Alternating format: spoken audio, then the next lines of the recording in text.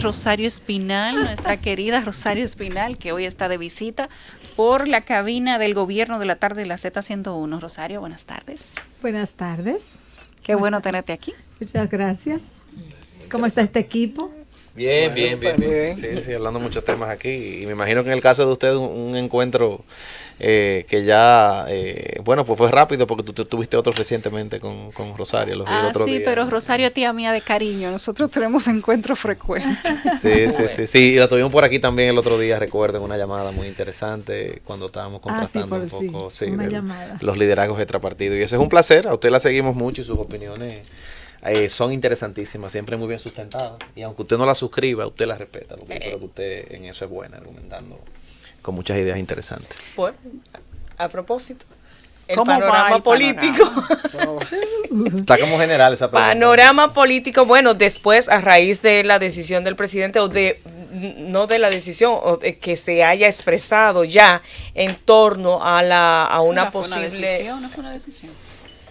No, porque posiblemente él tenía la decisión tomada y lo que hizo fue hablar, como él ha dicho desde el año pasado que iba a hablar en X fecha. Para mí, más después de la rueda de prensa de ayer del equipo de los leonelistas que ratificaron, fue como que les respondieron a los reformistas y al presidente Mejía respecto de la propuesta de reforma, porque teníamos dos voces de oposición motivando, entre comillas. Sí, porque no había visto muchos casos en la historia. He tratado de encontrar, en Bolivia encontré de opositores que legitimaron una solicitud de Evo Morales, encontré en Venezuela, pero no sé si estuvieron de acuerdo o no.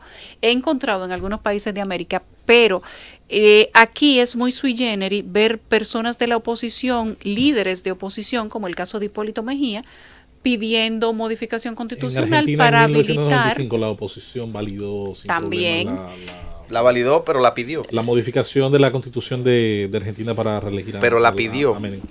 La pidió. No recuerdo que la pidió. No la pidió. Es ver un líder como Hipólito pidiendo una habilitación presidencial para alguien que se supone que debería ser su contrincante. Yo diría contrincante. En unas elecciones futuras que ya están a la vuelta de la esquina el año que viene, en el 2020. Hubo una respuesta del grupo leonelista y como a lo que hemos llegado, a hablar de grupos dentro de los partidos, pero bien, eso le ha dado como una situación variopinta a la política porque estaba un poco aburrida. Y los leonelistas les respondieron, entendemos que a los dos grupos de oposición, diciendo que tampoco va eso. En este momento, no va nada que tenga que ver con modificación constitucional. ¿Cómo lo ve usted? Yo lo veo como un pleito de grupos. Simple y sencillamente. Un pleito de grupos por un lado y por otro lado eso que tú mencionabas, Yulisa, de que si oposición salen a apoyar, a pedirla. O a pedir, porque una cosa es que se solicite y la oposición se solidarice por alguna razón de conveniencia, y otra es que sea la oposición la que la pida. Sí, bueno, lo que pasa es que en la República Dominicana hay muchos hilos conductores clientelares que dan sorpresas a veces en las declaraciones, y esos hilos son los que hay que siempre estar siguiendo para ver cómo se van ganando las cosas. Así que yo eso lo veo como un episodio dentro de un conjunto de episodios. Un capítulo nuevo. Un capítulo de la serie. De la temporada, de esta temporada de la serie. De Game of Thrones. Y eso no se ha terminado. O sea, realmente el momento político ahora pues genera todo ese tipo de planteamiento, grupos posicionándose, dónde va a colocarse cada quien y demás, y eso es parte del proceso, eso es parte de esta temporada. Una preguntita le tengo. Hay que comprar mucho vino para que dure de aquí al domingo. Y palomita de maíz también, sí. Muchísimo palomita de maíz y vino. Una cosa que aquí como que parece que no ha llegado todavía, y muchos la han vaticinado anteriormente, pero todavía decimos, bueno, ¿cuándo será? Es el tema de un liderazgo quizás extrapartido, o un liderazgo distinto al liderazgo tradicional que ha dirigido los destinos de la República. Naturalmente nos encontramos a menos de un año de la próxima contienda electoral, por lo que hablar de eso tan pronto quizás no sea efectivo, pero ¿usted cree que las condiciones, por lo menos dentro de el rechazo que una parte de la sociedad tiene hacia el partido de gobierno por el tiempo que tiene en el poder normal, el desgaste del poder, ¿usted cree que eso se pueda convertir a futuro, viendo yo algunos movimientos que ya tienen aspiraciones políticas, en una opción real de poder, o vamos a ver una democracia dominicana que jugará al ping-pong bipartidista de aquí al 2030? ¿Al 30 dijiste? No, digo yo, por decir un número. Mira, esa es una de las preguntas que a mí más me han hecho en los últimos 25 años. Y si se siguen haciendo la pregunta es porque todavía no ha habido respuesta o solución. No, porque todavía no se ha dado lo que me preguntan. Y cada vez que me la preguntan, la respuesta mía ha sido igualita. Y la respuesta es la siguiente. Ese tipo de liderazgo nuevo, repentino, que surge en procesos electorales y que hemos visto en América Latina, en varios países, se produce cuando el sistema de partidos colapsa. O sea, cuando todo el sistema de partidos que conocemos colapsa. Entonces, ahí pues surge un liderazgo. El caso más reciente, probablemente, aunque uno podría referirse a El Salvador, pero esa es otra situación. Pero el caso, digamos, el de Brasil, es el más reciente, donde colapsa el PT en torno a los escándalos de corrupción y no había realmente una alternativa partidaria fuerte. Ellos pensaban que sí, que el partido que estuvo en el poder anteriormente iba a poder emerger, pero no lo logró, y entonces ahí se coló Bolsonaro. Ese es el caso. Y a propósito, ¿estaríamos nosotros a las puertas de una crisis de partidos? La República Dominicana ha logrado, en cada coyuntura difícil, ha logrado más o menos rearticular el sistema de partidos. Estamos en un momento bajo, hace rato que estamos en un momento bajo de fortaleza, o sea, un momento bajo en la fortaleza del sistema de partidos, porque el Partido Reformista electoralmente hablando colapsó, el PRD electoralmente hablando colapsó.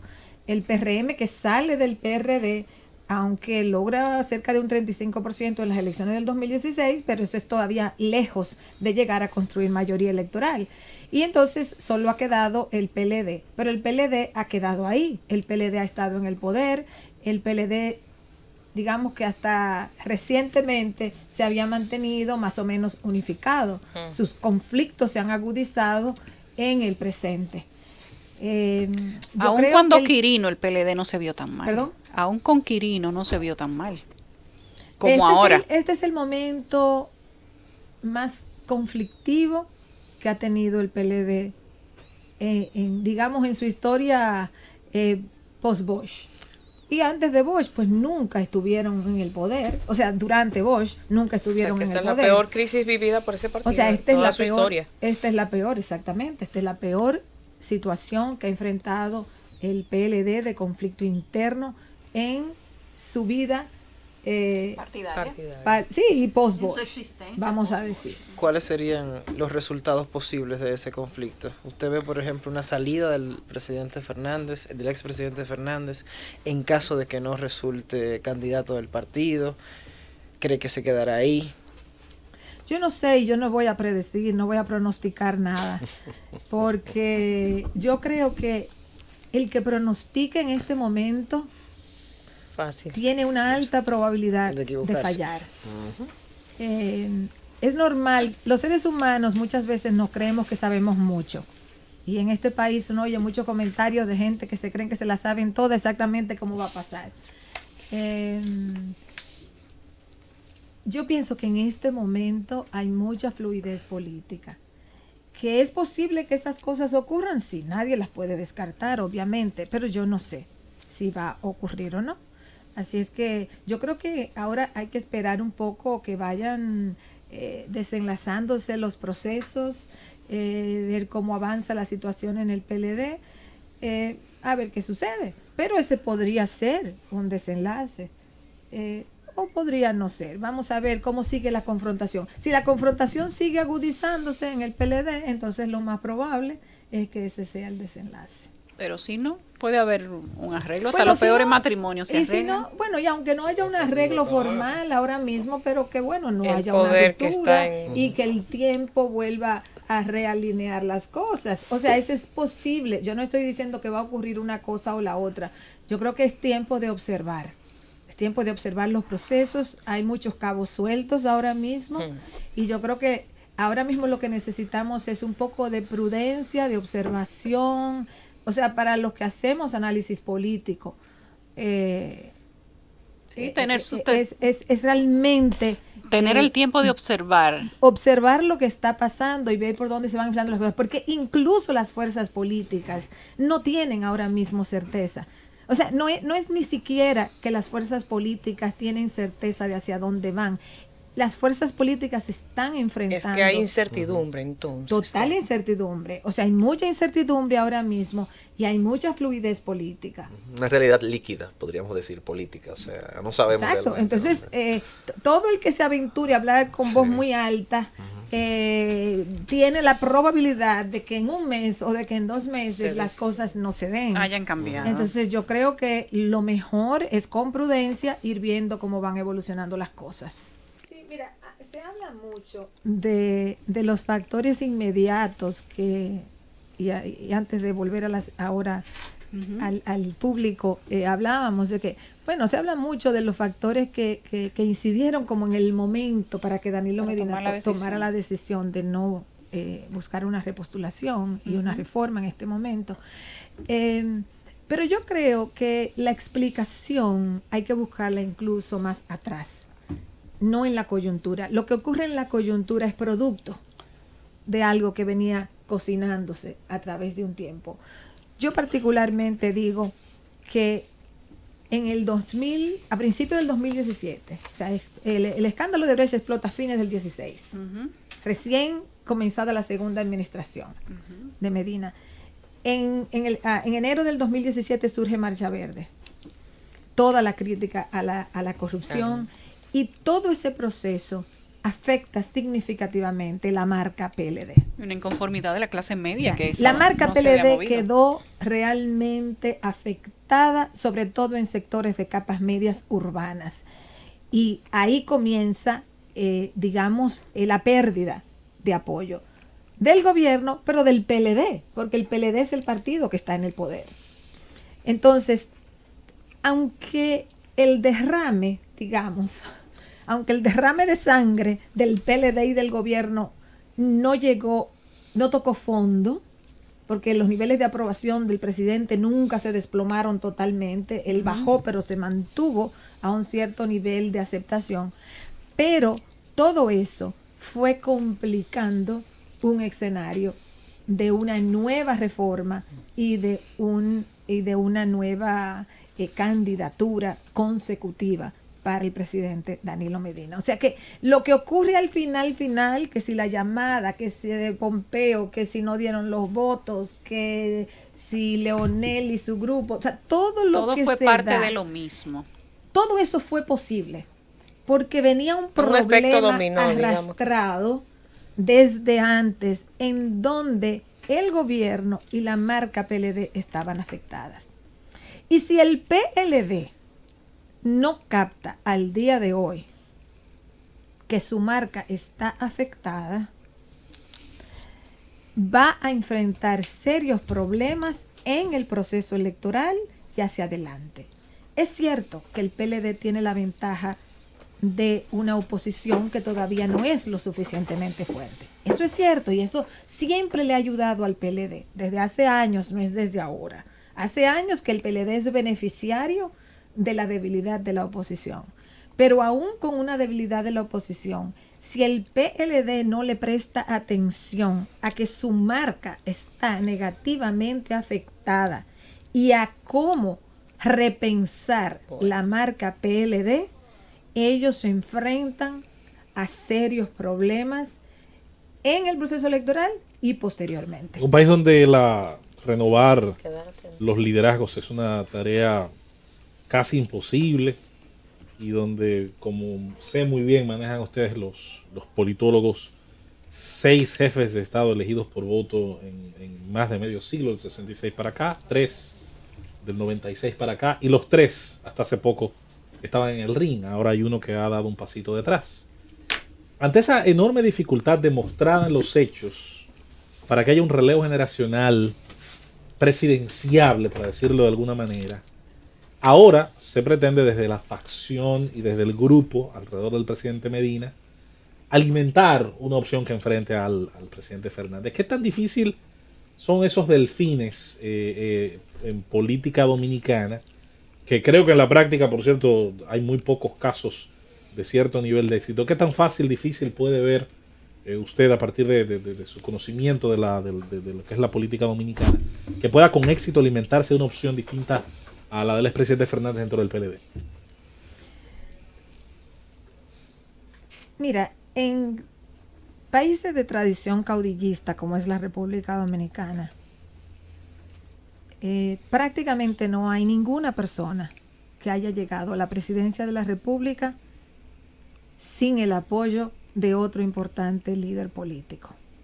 Y para no irnos muy lejos, comencemos en el 78.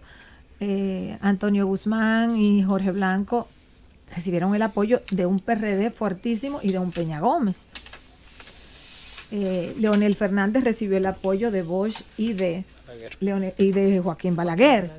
En el 12, Danilo Medina recibió el apoyo de Leonel Fernández. O sea, siempre y sobre todo en países con tradición caudillista fuerte, eso se da. Entonces, no es que nadie puede endosarle el liderazgo a otra persona, no, eso no se puede. Eso es imposible. Materialmente imposible. Eso es materialmente, humanamente y materialmente imposible. Ahora, los apoyos políticos sí son importantes, específicamente cuando quien los recibe tiene material propio para beneficiarse y utilizar efectivamente ese apoyo. O sea, si tú eres la persona que tienes, qué sé yo, que eres presidente, que tienes el liderazgo, que tienes las adhesiones, y tú tratas de apoyar a alguien donde no hay material para que esa persona pueda emerger y realmente ser un líder efectivo, pues entonces quizás tu endoso no va a ser muy efectivo. Pero si tú ayudas, apoyas, endosas, como se quiera llamar, a esa persona, y ahí hay material realmente para que esa persona pueda despegar a partir de ese apoyo, entonces sí es un apoyo útil y posible. Y aquí estamos llenos, como yo mencioné, de ejemplos. Bueno, le convendría, hay casi 11 candidatos. Le convendría... Bueno, 11 no. Ellos tienen que buscar un mecanismo de reducir eso, porque si hay 5, 6, 11 y si se quieren enganchar 11 más, así no es la cosa. Entonces también no puede ser que todo el mundo ahora se crea que puede ser presidente y que le van a dar el apoyo distribuido a 11 o a 15 o a 8 o a 5. Hay 11, no. hay 11 y 12 buscando la bendición del presidente. El lío va a ser para dejar a toda esa gente contenta. Yo concurro con Rosario Espinal en el hecho de que es difícil, materialmente imposible, como dijeron ustedes, simple y sencillamente transferir.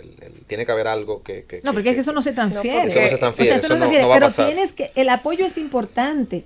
O sea, lo que yo estoy diciendo, el apoyo es importante, pero se lo tienes que dar a alguien con potencial. Lo que no sabemos si va a ser determinante, para poder responder la pregunta de José Luis. Lo que no sabemos si va a ser determinante ese apoyo. O sea, eso es lo que la gente quiere saber. O sea, realmente quien elija al presidente Medina tendrá las opciones de imponerse dentro del PLD, será la persona que se impondrá dentro del PLD. Esa es la pregunta. Y obviamente no tenemos ahora, en el momento en el que estamos, la capacidad de poder llegar solo es una pregunta, no podemos tener respuesta. No, yo entonces solo entiendo. Solo se puede hacer como pregunta, no tenemos la respuesta, y por eso es que yo decía anteriormente, hay que tener paciencia y hay que ver los procesos fluir, porque hay procesos que no han sucedido.